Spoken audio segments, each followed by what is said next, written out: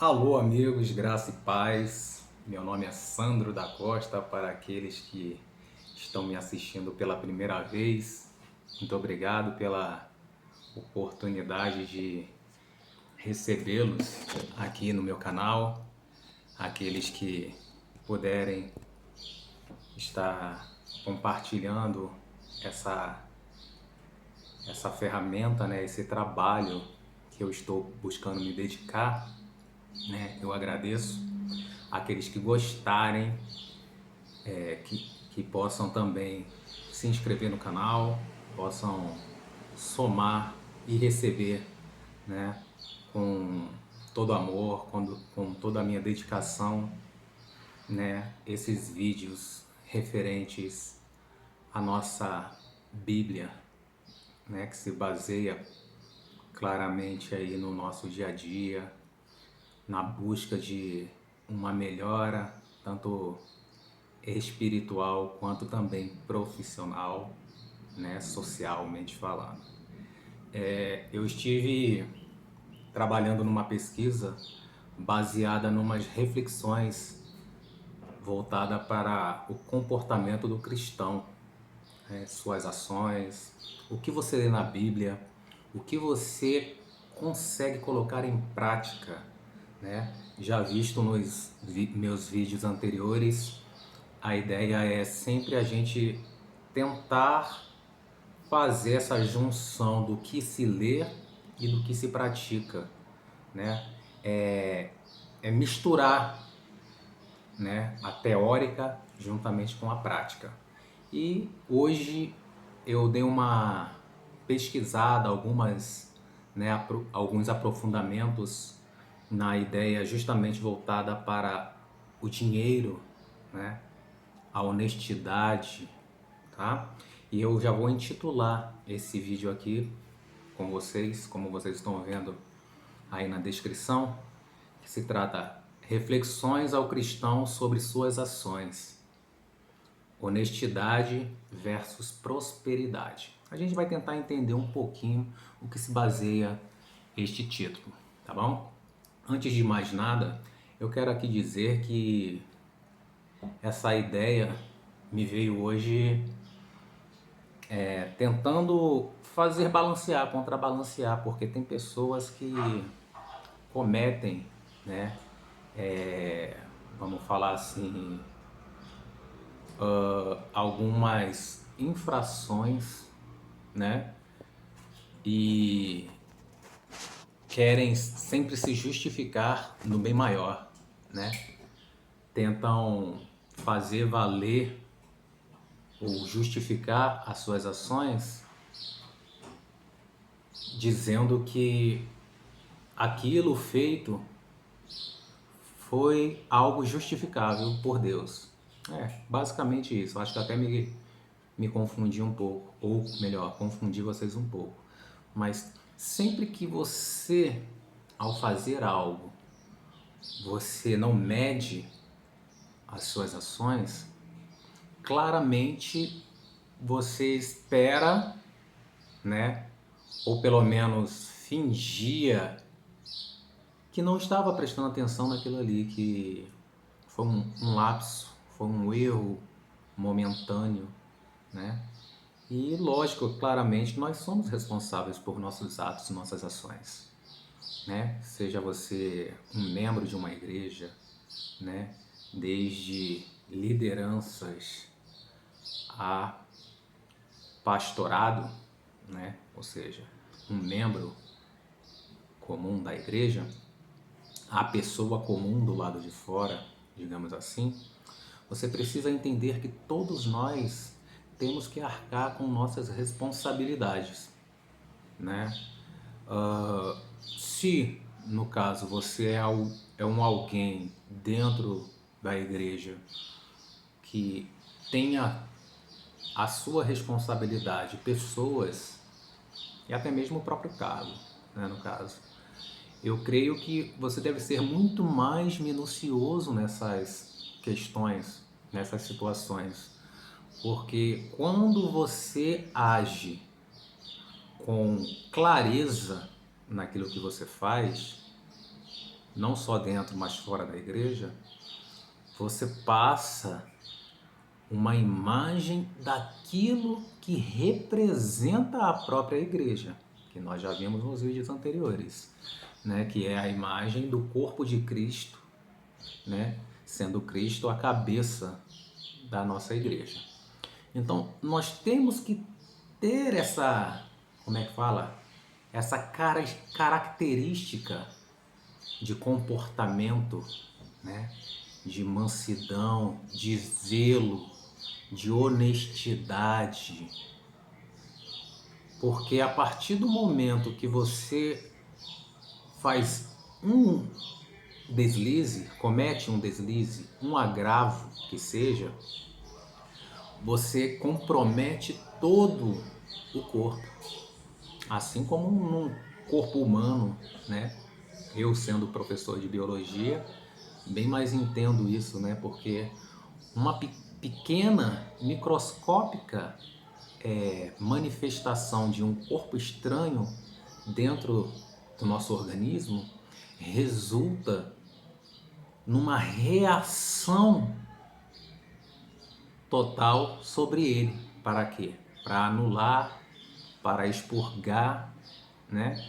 E caso não consiga em tempo hábil o corpo humano fazer isso, ele passa por fases, né? Para poder justamente promover essa expulsão, que no caso seria o que? Um evento infeccioso. O que seria um evento infeccioso? Senão um meio para fazer com que um corpo estranho seja expurgado, né? Ou a manutenção de uma pequena estrutura, ou alerta, né, melhor dizendo, sobre uma pequena fissura ou desequilíbrio do corpo que esteja ocorrendo, né? Mais ou menos uma explicação bem leiga sobre o que seria, né, a tal da infecção que ia vir com um evento febril que nós teríamos no corpo. Então, a pessoa na qual não se comporta, né, segundo deve, né, abranger ali as suas ações e atitudes também, elas vão refletindo num todo. E nada melhor do que você se comprometer antes de comprometer o todo, que no caso seria a igreja, né? Então aqui eu trouxe até inclusive algumas ilustrações, né, no livro de Lucas e também no livro de Mateus. Tem a passagem no livro de Lucas, deixa eu até pegar aqui, que é a passagem do livro de Lucas 14, 28 a 30. Lucas 14, 28 a 30. Lucas 14.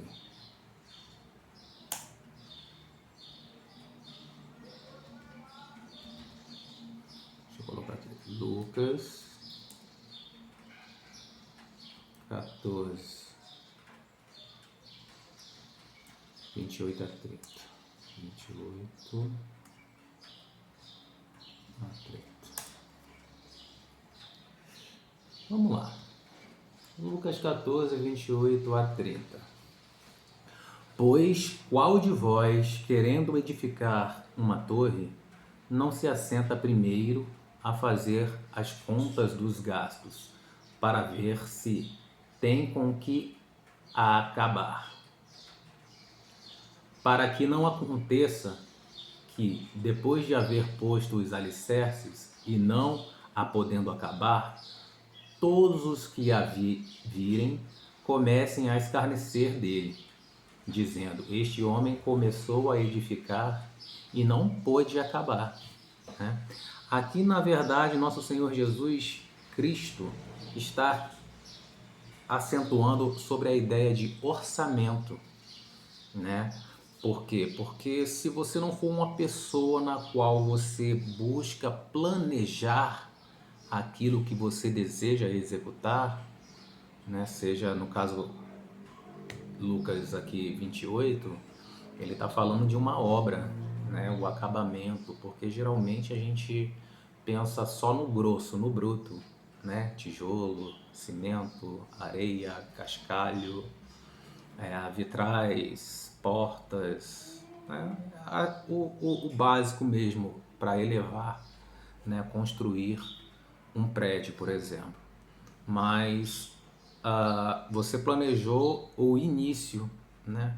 Não foi minucioso nos quesitos para resultar lá no final, que seria o acabamento, né? Promovendo aí então um burburinho, né? Alguns burburinhos, né? Digamos assim, de pessoas que estariam escarnecendo, né? O seu eu, pelo fato de você não ser uma pessoa que se planeja.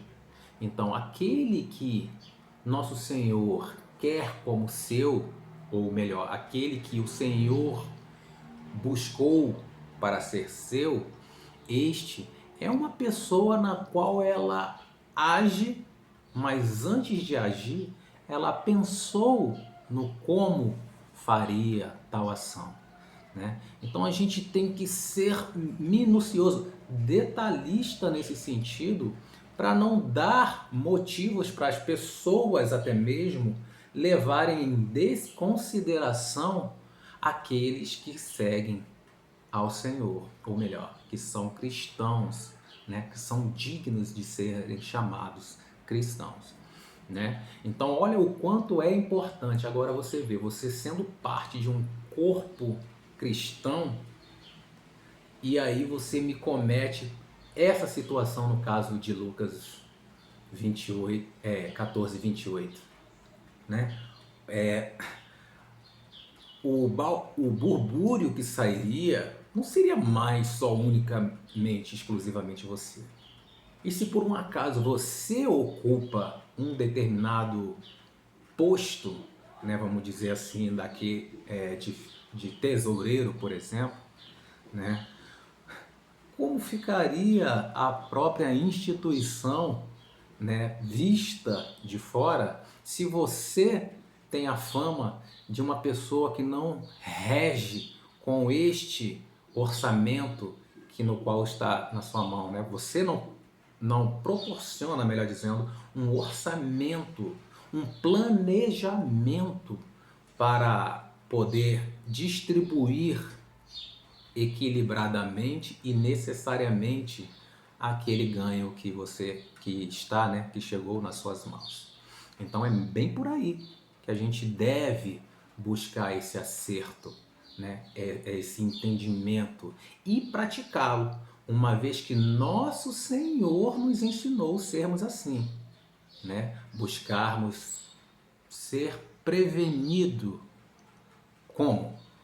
Planejando antes de pôr em prática, claro, para também não passar vergonha. Amém? E Lucas 3:12. Em Lucas 3:12, vamos lá para Lucas 3:12. Em Lucas 3:12 fala assim, do 12 ao 14, tá? Alguns publicanos também vieram para serem batizados. Eles perguntaram: Mestre, o que devemos fazer? E ele lhes respondeu: Não cobrem nada além do que lhes foi estipulado. Então alguns soldados lhe perguntaram: E nós, o que devemos fazer? E ele lhes respondeu: Não pratiquem extorsão nem acusem ninguém falsamente. Contentem-se com o seu salário. Essa passagem de Lucas 3:12 ao 14, ela simboliza, né, ou enfatiza, melhor dizendo, a questão de honestidade. Porque veja que vieram republicanos, vieram soldados da antiga Roma querendo ser batizados. Mas eles sabiam que para ser batizado haveria uma transformação do seu eu. Morreria o seu antigo eu e nasceria o seu novo eu, ou seja, um novo ser, um novo indivíduo, com novas ações novas atitudes, novos comportamentos, né? Que para isso eles teriam, pelo menos eles pensavam, né, que teriam que deixar de fazer aquilo que eles praticavam. Quando que na verdade Jesus simplesmente, tranquilamente, simplicitamente falando, né, como vou falar assim poeta, mas é majestoso demais esse nosso Senhor, né? Seja honesto, não cobre mais, não faça mais além daquilo que foi você atribuído fazer. Não cometa extorsão, não diminua o outro, né? Trate-o da melhor forma possível, apesar de você ser o emissário de uma má notícia, você está a trabalho, mas haja com amor, a palavra é o amor, né? Seja zeloso com o outro, não faça mais além do que você tem que fazer, não faça nada além em benefício próprio, né? Eu acho que é um comportamento que todos nós ganhamos, né, se fizermos, porque quem não quer ser tratado de uma forma respeitosa, digna, né, de qualquer pessoa? Somos todos, né, merecedores de um tratamento digno, de um tratamento equivalente, que não nos destrua e nem nos consuma por dentro, né? Porque se você não se permitir fazer o seu melhor, melhorando a vida do outro, o outro também não vai pensar da mesma forma que você. Então, aí no fim vai acabar que ninguém vai se ajudar, né? Então, a partir do momento que você busca justamente este renovo dentro de você, é o que você vai passar para aqueles que te assistem, né? As pessoas vão ver o quão digno, né, o quão resplandecente você passou a ser, o brilho que você vem a emitir. É porque, claro, o nosso Senhor está dentro de nós. O que nós fazemos, né, toda a bondade, todo o zelo, todo o amor, é o Senhor que está transbordando, né? E se você é cheio do Espírito Santo, do Senhor dentro de você, você tem que transbordá-lo de uma forma mais ampla, né, mais acolhedora, né, para justamente o outro, até aquele que não venha a ser um cristão, tenha o anseio, a sede, a fome de abraçar também o cristianismo, de fazer parte, de ser um igual, porque ele vê beleza, ele vê naturalismo naquele indivíduo e vai querendo aos poucos praticar o mesmo, né, que você demonstra verdadeiramente que é o fundamento de todo e qualquer cristão. Em Mateus 17, 27, aqui eu vou tratar a questão do imposto, né? Uma observação que nosso Senhor Jesus faz quando alguém indaga ele sobre pagar ou não os impostos, né? Aqui fala assim: mas para não escandalizá-los, vá ao mar e jogue o anzol. Tire o primeiro peixe que você pegar, abra-lhe a boca e você encontrará uma moeda de 4 dracmas. Pague-a e entregue-a a eles para pagar o meu imposto e o seu imposto. Veja só, nosso Senhor, ele esclareceu aqui que a gente não deve só pagar o nosso imposto, mas o imposto também do Senhor, né? Existem muitas pessoas que sonegam impostos, mentem sobre as declarações, né, que tem que fornecer ao governo. Ah, há pouco foram as eleições, né? E com isso também eu vi alguns cristãos, que eu não vou nem entrar em detalhes de nomes, mas que agiram, né, quando trabalhando aí para alguns candidatos de forma incoerente com a própria palavra, né? Mentir, enganar, ludibriar, ganhar em cima de injustamente e entre outras coisas mais. Então, o próprio comportamento individual nos mostra quem, melhor dizendo, realmente somos, né?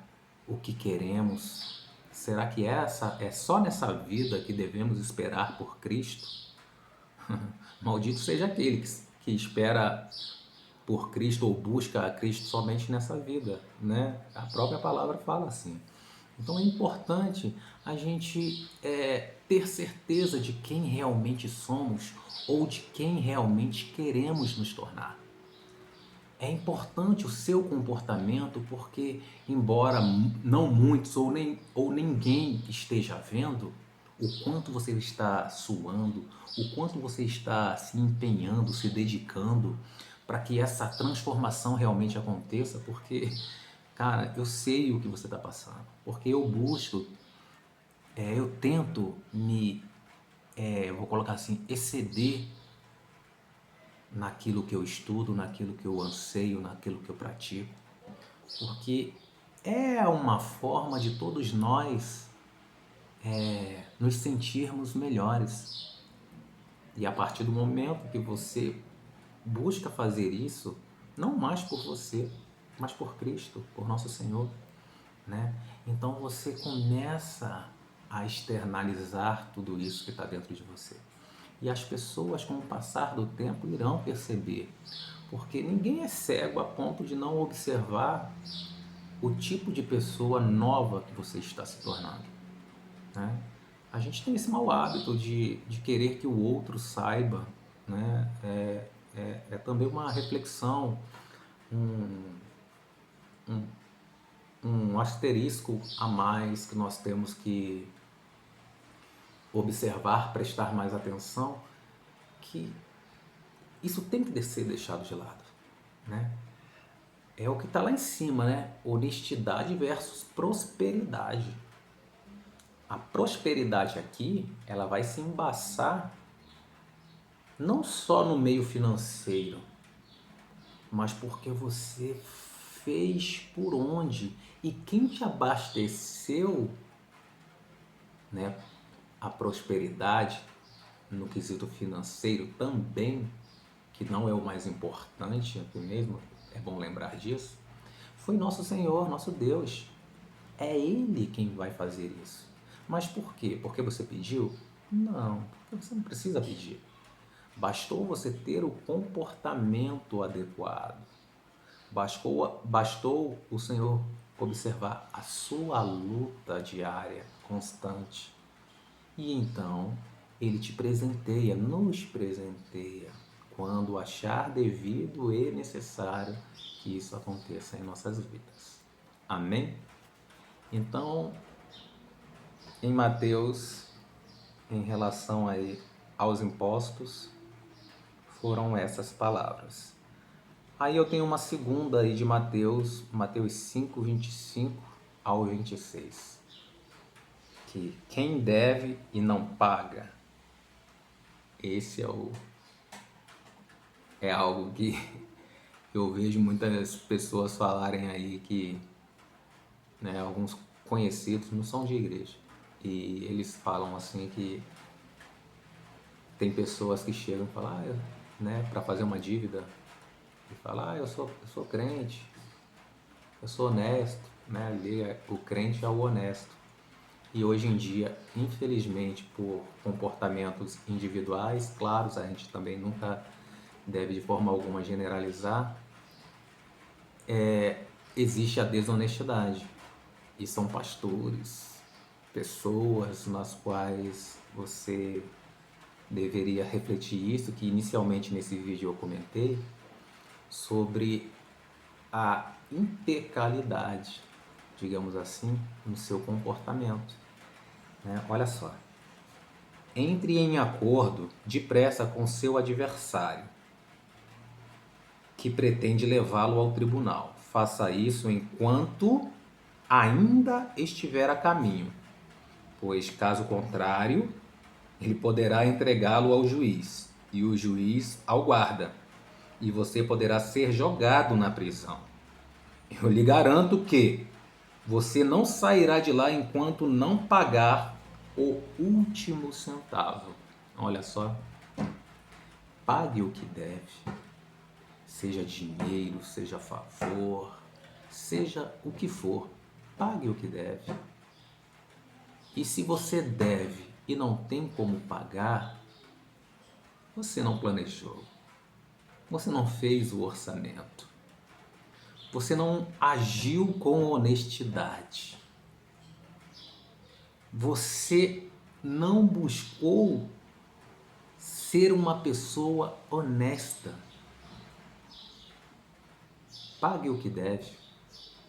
Agora, se você planejou, imprevistos acontecem, e chegou o momento de paga, você não o tem, você tem que renegociar. Vá lá, converse, coloque os pontos. Claro que o outro não tem nada a ver com aquilo, porque você combinou uma coisa, ele fez um planejamento porque você tinha dado certeza daquele combinado. Infelizmente não aconteceu, Busque fazer com que nunca aconteça casos como esses, mas tente entender que o outro espera receber. E se você não quer aborrecer ao irmão, como em Tiago e também em 1 João diz, para que nós não aborreçamos o irmão, o próximo, e Deus não se alegra com isso. Faça a sua parte, busque fazer o seu melhor, busque tratar o seu irmão da melhor forma possível, e lembre-se, você, eu, todos nós somos o exemplo, somos parte do corpo, e o corpo é de Cristo. Amém? Obrigado. Espero vocês no próximo vídeo, na próxima parte, nos quais eu vou estar lançando aí as outras reflexões ao cristão. Amém? Um beijo no coração, fiquem com Deus e até o próximo.